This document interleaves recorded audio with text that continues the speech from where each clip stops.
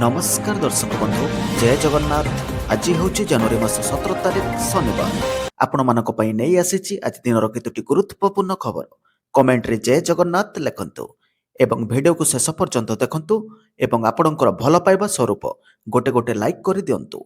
ता पूर्वरु चैनल को नवा करि आसीथिले चैनल को सब्सक्राइब कर दियंतु। एमिति प्रतिदिन लाटेस्ट न्यूज सर्वप्रथमे देखिबा पई एबे आसंतु संपूर्ण खबर उपरे नजर पकेइबा।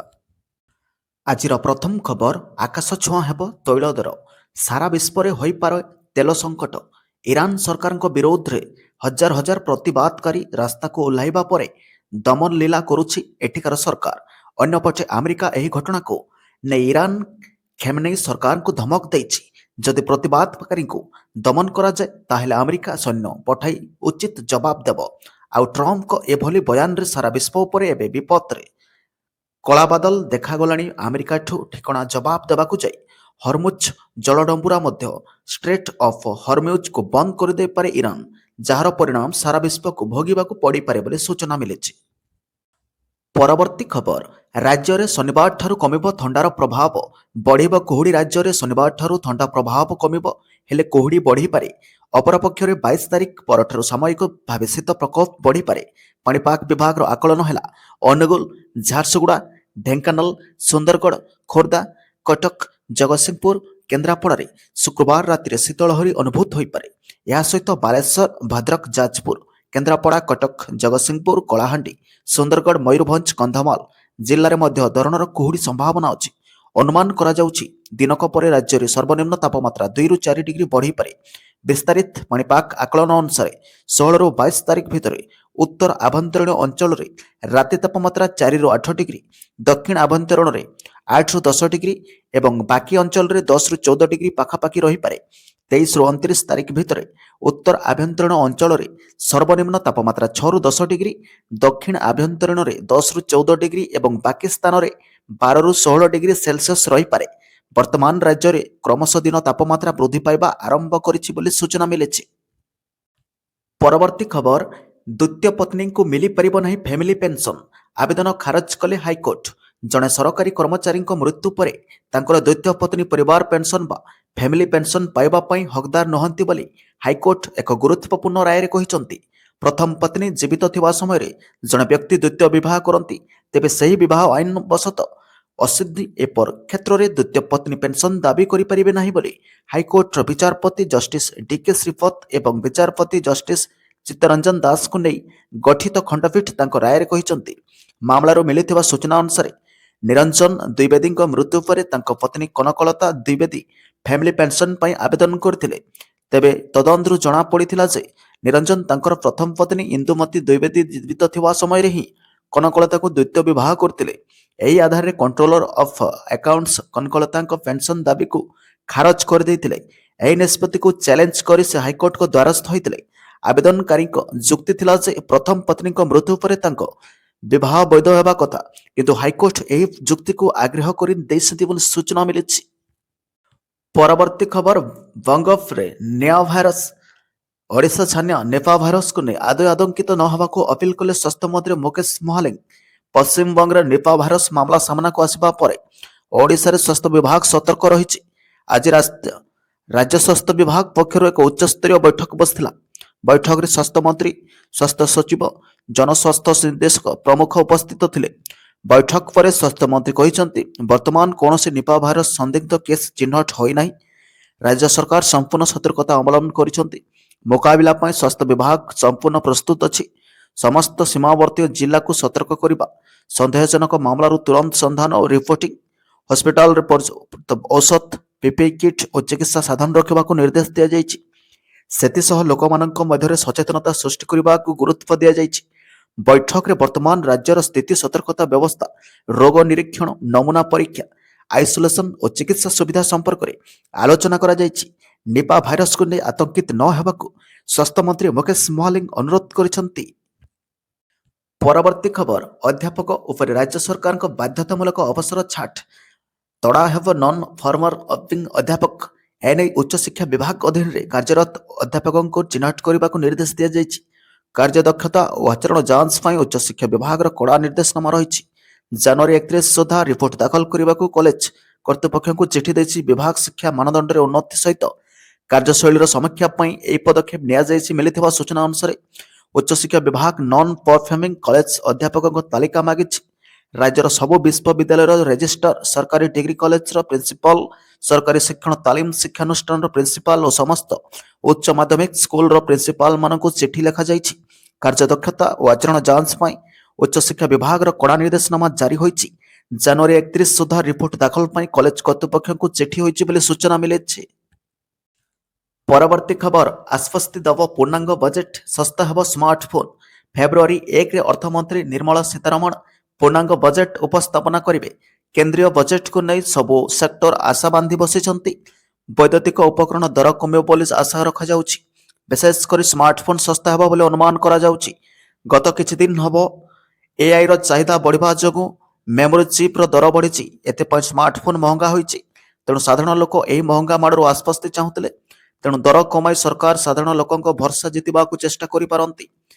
ଏଆଇ ପ୍ଲସ୍ ସ୍ମାର୍ଟଫୋନ୍ ଏବଂ ଏନ୍ଏକ୍ସଟି କ୍ୱାଣ୍ଟମ୍ ସିଫ୍ଟ ଟେକ୍ନୋଲୋଜିର ସିଇଓ ମାଧବ ସେଠ କହିଛନ୍ତି ଯେ ଭାରତର ଉପଭୋକ୍ତା ଏକ ବଡ଼ ପରିବର୍ତ୍ତନ ଦ୍ୱାଦଶରେ ଅଛନ୍ତି। ଏଆଇ ଇଣ୍ଟିଗ୍ରେଟେଡ୍ ଡିଭାଇସ୍ ଗୁଡ଼ିକର ମୂଲ୍ୟ ବୃଦ୍ଧି ପାଇଛି। କେନ୍ଦ୍ର ବଜେଟ୍ରେ ଏସବୁ ଉପରେ ଫୋକସ୍ କରାଯିବା ଦରକାର।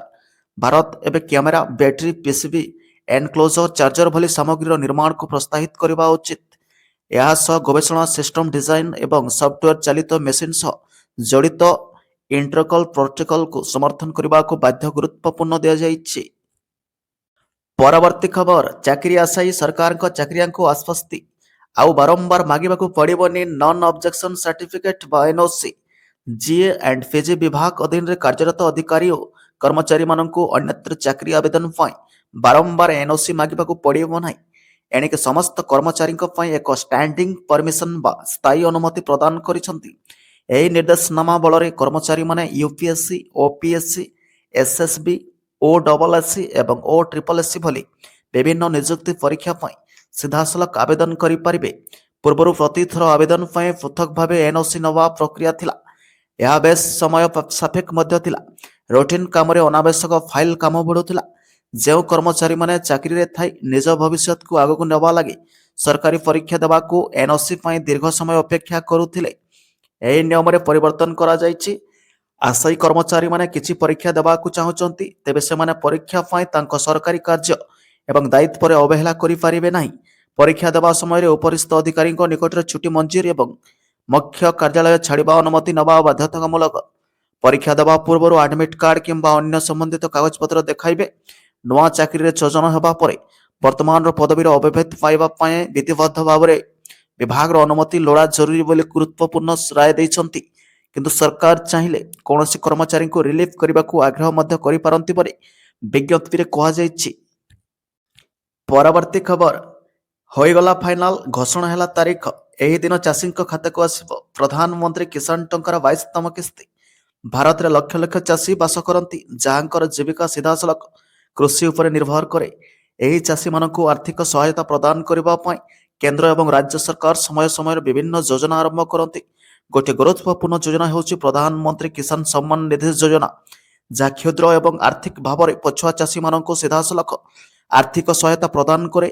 ଏହି ଯୋଜନାରେ ଅଧୀନରେ ପ୍ରତିବର୍ଷ 3ଟି ସମାନ କିସ୍ତିରେ ଚାଷୀଙ୍କ ଆକାଉଣ୍ଟକୁ 2,000 ଟଙ୍କା ସ୍ଥାନାନ୍ତର କରାଯାଏ। ଏପର୍ଯ୍ୟନ୍ତ ଏହି ଯୋଜନାରେ 21ଟି କିସ୍ତି ଜାରି କରାଯାଇଛି ଏବଂ ଲକ୍ଷ ଲକ୍ଷ ଚାଷୀ ଏଥିରୁ ଉପକୃତ ହୋଇଛନ୍ତି। ଚାଷୀମାନେ ଏବେ ବି 22ତମ କିସ୍ତି ପାଇଁ ଉତ୍ସାହର ସହିତ ଅପେକ୍ଷା କରିଛନ୍ତି। ସେମାନଙ୍କ ମନରେ ପ୍ରଶ୍ନ ହେଉଛି, 22ତମ କିସ୍ତି କେବେ ଜାରି ହେବ? କେବେ ଆସନ୍ତା ନୂଆ ଅପଡେଟ୍ ସେୟାର କରିବା ଏବଂ ଚାଷୀମାନଙ୍କୁ କ'ଣ କ'ଣ କରିବାକୁ ପଡ଼ିବ ତାହା ଜାଣିବା। 22ତମ କିସ୍ତି କେବେ ସୁଦ୍ଧା ଆସିବ? ଏପର୍ଯ୍ୟନ୍ତ ପ୍ରଧାନମନ୍ତ୍ରୀ କିଷାନ ଯୋଜନା ଅଧୀନରେ ଚାଷୀଙ୍କ ଆକାଉଣ୍ଟକୁ ମୋଟ 21ଟି କିସ୍ତି ସ୍ଥାନାନ୍ତରିତ ହୋଇଛି। ଯୋଜନାର ଢାଞ୍ଚା ଅନୁସାରେ ପ୍ରତ୍ୟେକ କିସ୍ତି ପ୍ରାୟ ପ୍ରତି 4 ମାସରେ ଜାରି କରାଯାଇଛି। ପୂର୍ବ କିସ୍ତିର ସମୟସୀମାକୁ ଆଧାର କରି ଫେବୃଆରୀ ପରବର୍ତ୍ତୀ କିସ୍ତି ପାଇଁ ଉପଯୁକ୍ତ ସମୟ ମନେ ହେଉଛି। ବର୍ତ୍ତମାନ ସରକାରଙ୍କ ଦ୍ୱାରା କୌଣସି ସରକାରୀ ତାରିଖ ଘୋଷଣା କରାଯାଇ ନାହିଁ ବୋଲି ସୂଚନା ମିଳିଛି। ହେଲେ ଗଣମାଧ୍ୟମ ରିପୋର୍ଟ ଅନୁଯାୟୀ ଫେବୃଆରୀରେ 22ତମ କିସ୍ତି ପ୍ରକାଶିତ ହେବାର ଆଶା କରାଯାଉଛି। ଏହା ମଧ୍ୟ ବିଶ୍ୱାସ କରାଯାଉଛି ଯେ ପ୍ରଧାନମନ୍ତ୍ରୀ ନରେନ୍ଦ୍ର ମୋଦି ନିଜେ ଏହି କିସ୍ତି ଜାରି କରିପାରନ୍ତି, ଯେପରି ପୂର୍ବ ଅନେକ କିସ୍ତି ସହିତ ହୋଇଛି। ସରକାର ଫେବୃଆରୀରେ ମଧ୍ୟ ବଜେଟ୍ ଉପସ୍ଥାପନ କରିବେ। ତେଣୁ ଏହା ବିଶ୍ୱାସ କରାଯାଉଛି ଯେ ବଜେଟ୍ ପୂର୍ବରୁ କିସ୍ତି ଜାରି ହୋଇପାରେ। ହେଲେ ସଠିକ୍ ତାରିଖ କେବଳ ସରକାରୀ ସୂଚନା ଉପରେ ଜଣାପଡ଼ିବ ବୋଲି ସୂଚନା ମିଳିଛି। ପରବର୍ତ୍ତୀ ଖବର, ସୁନ୍ଦରଗଡ଼ରେ ହଟିଲା 163 ଧାରା, ସ୍ୱାଭାବିକ ହେବ ଇଣ୍ଟରନେଟ୍ ସେବା। ସୁନ୍ଦରଗଡ଼ରେ ବର୍ତ୍ତମାନ ସ୍ୱାଭାବିକ ହେବ ଇଣ୍ଟରନେଟ୍ ସେବା। ଶାନ୍ତି କମିଟି ବୈଠକ ପରେ ଜିଲ୍ଲାପାଳ ଏହି ସୂଚନା ଦେଇଛନ୍ତି।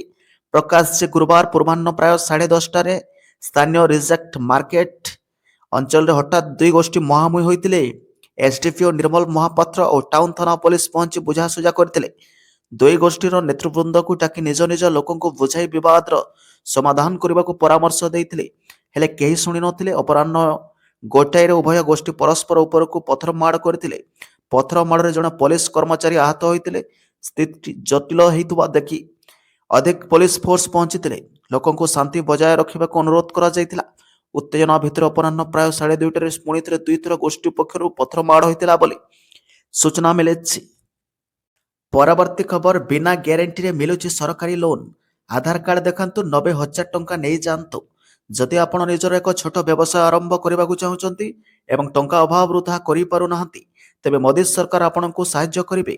ହଁ, ଆମେ ସେହି ସରକାରୀ ଯୋଜନା ବିଷୟରେ କହୁଛୁ ଯାହାକୁ କରୋନା ମହାମାରୀ ସମୟରେ ରାସ୍ତାକଡ଼ ବିକ୍ରେତା ବା ଓଠା ଦୋକାନୀମାନଙ୍କ ପାଇଁ ଆରମ୍ଭ କରାଯାଇଥିଲା, ଯେଉଁମାନଙ୍କ ବ୍ୟବସାୟ କରୋନା ଯୋଗୁଁ ବନ୍ଦ ହୋଇଯାଇଥିଲା। ଏହି ଯୋଜନାର ନାମ ହେଉଛି ପିଏମ୍ ସ୍ୱନିଧି ଯୋଜନା। ନିଜର ବ୍ୟବସାୟ ଆରମ୍ଭ କରିବା ପାଇଁ ଏହି ଯୋଜନା ମାଧ୍ୟମରେ ସରକାର 90,000 ଟଙ୍କା ପର୍ଯ୍ୟନ୍ତ ଋଣ ପ୍ରଦାନ କରୁଛନ୍ତି। ଦେଶ କରୋନା ମହାମାରୀରୁ ମୁକ୍ତ ହୋଇସାରିଛି, କିନ୍ତୁ କ୍ଷୁଦ୍ର ବ୍ୟବସାୟୀଙ୍କୁ ସାହାଯ୍ୟ କରିବା ପାଇଁ ମୋଦି ସରକାର ପିଏମ୍ ସ୍ୱନିଧି ଯୋଜନାର ସମୟ ସୀମାକୁ 31 ମାର୍ଚ୍ଚ 2023 ପର୍ଯ୍ୟନ୍ତ ବୃଦ୍ଧି କରିଛନ୍ତି। ପରବର୍ତ୍ତୀ ଖବର, ବିମାନକୁ ଆମିଷ ବିପଦ। ବିଏମ୍ସି ଜାରି କଲା ଏସ୍ଓପି ଷ୍ଟାଣ୍ଡାର୍ଡ ଅପରେସନ୍ ପ୍ରୋସିଜ୍ୟୋର। ଫେବୃଆରୀ 1ରୁ ରାଜଧାନୀରେ ଆମିଷ ବିକ୍ରି ଉପରେ କଟକଣା। ଭୁବନେଶ୍ୱର ବିମାନ ବନ୍ଦରକୁ ପକ୍ଷୀ ଭୟ, ପକ୍ଷୀ ମାଡ଼ ଜନିତ ଅଘଟଣକୁ ରୋକିବାକୁ କଠୋର ହୋଇଛି ବିଏମ୍ସି। ଆମିଷ ବିକ୍ରି ନେଇ କଟକଣା ଜାରି କରିଛି।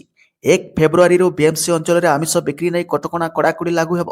ଏନେଇ ଏକ ଏସ୍ଓପି ଜାରି କରିଛି ବିଏମ୍ସି। ଭୁବନେଶ୍ୱର ବିମାନ ବନ୍ଦର ଏବଂ ଏହାର ପାଖପାଖ ଅଞ୍ଚଳରେ ଆମିଷ ବିକ୍ରି ହେଉଛି। ଚାରିପାଖରେ ଫାଷ୍ଟଫୁଡ୍ ଦୋକାନ ରହିଛି, ଫଳରେ ଖାଦ୍ୟ ଆଶାରେ ପକ୍ଷୀମାନେ ଚାରିପାଖ ଉଡ଼ୁଛନ୍ତି।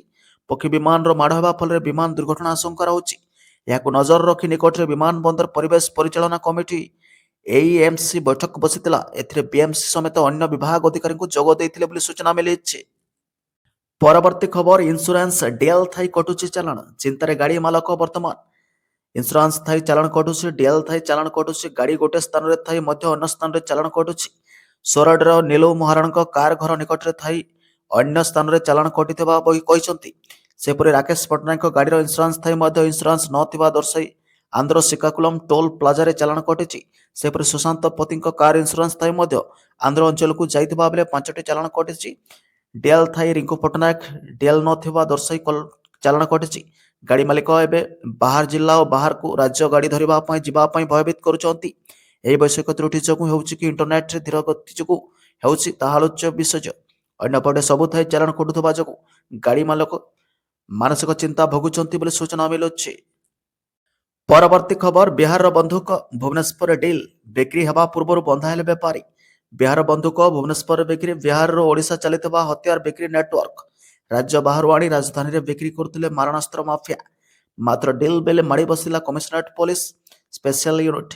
ଚଢ଼ାଉ ସମୟରେ ଜଣେ ବେପାରୀଆ ଗିରଫ ହୋଇଥିବା ବେଳେ ତାଠାରୁ 6ଟି ବନ୍ଧୁକ ଜବତ ହୋଇଛି। ପୋଲିସ କମିଶନଙ୍କ ସୂଚନା ମୁତାବକ ରାଜଧାନୀରେ ବନ୍ଧୁକ କାରବାର ନେଇ ପୂର୍ବରୁ ସୁରକ ଥିଲା। କିଛି ବେପାରୀ ଏବଂ ଗ୍ରାହକ ସ୍କାନରରେ ଥିଲେ। ସେମାନଙ୍କ ମଧ୍ୟରୁ ଜଣେ ବେପାରୀ ବିହାରକୁ ବନ୍ଧୁକ ଆଣି ଭୁବନେଶ୍ୱରରେ ବିକ୍ରି କରିବା ପାଇଁ ଯୋଜନା ଚଳାଇଥିଲେ। ଏନେଇ ଖବର ପାଇ କମିଶନରେଟ୍ ପୋଲିସର ସ୍ପେଶାଲ କ୍ରାଇମ୍ ୟୁନିଟ୍ ଚଢ଼ାଉ କରି ବେପାରୀଙ୍କୁ ଧରିବାରେ ସଫଳ ହୋଇଥିଲା।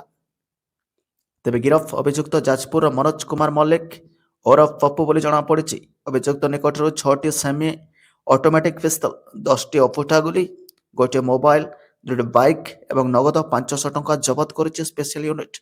ବେପାରୀ ଜଣକ ଭୁବନେଶ୍ୱର ସମେତ ଅନ୍ୟ ଅଞ୍ଚଳରେ କାରବାର କରୁଥିଲେ। ସେ ନେଇ ପୋଲିସ ତାକୁ ପଚରାଉଚରା କରୁଥିବା ଜଣାପଡ଼ିଛି।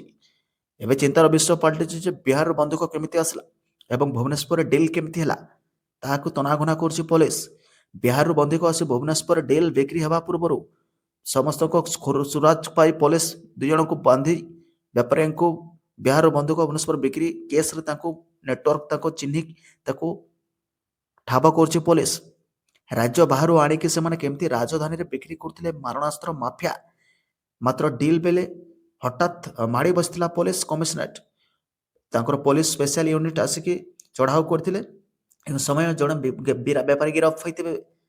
ତାଠାରୁ ସେମାନେ ନଗଦ 6ଟି ବନ୍ଧୁକ 6 ପୋଲିସ କମିଶନରଙ୍କ ସୂଚନା ମୁତାବକ ରାଜଧାନୀରେ ବନ୍ଧୁକ କାରବାର ନେଇ ପୂର୍ବରୁ ବହୁତ କମ୍ ସୁକର ଥିଲା। କିନ୍ତୁ କିଛି ବେପାରୀ ଏହାକୁ କାନରେ ଥିଲେ ମଧ୍ୟ ସେମାନଙ୍କ ମଧ୍ୟରୁ ଜଣେ ବେପାରୀ ବିହାରରୁ କେମିତି ବନ୍ଧୁକ ଆଣୁଥିଲେ ଏବଂ ଭୁବନେଶ୍ୱରରେ ବିକ୍ରି କରୁଥିଲେ ତାହା ଯୋଜନା କେମିତି ଚଲାଇଥିଲେ ସେ ନେଇ ପୋଲିସ କାବା।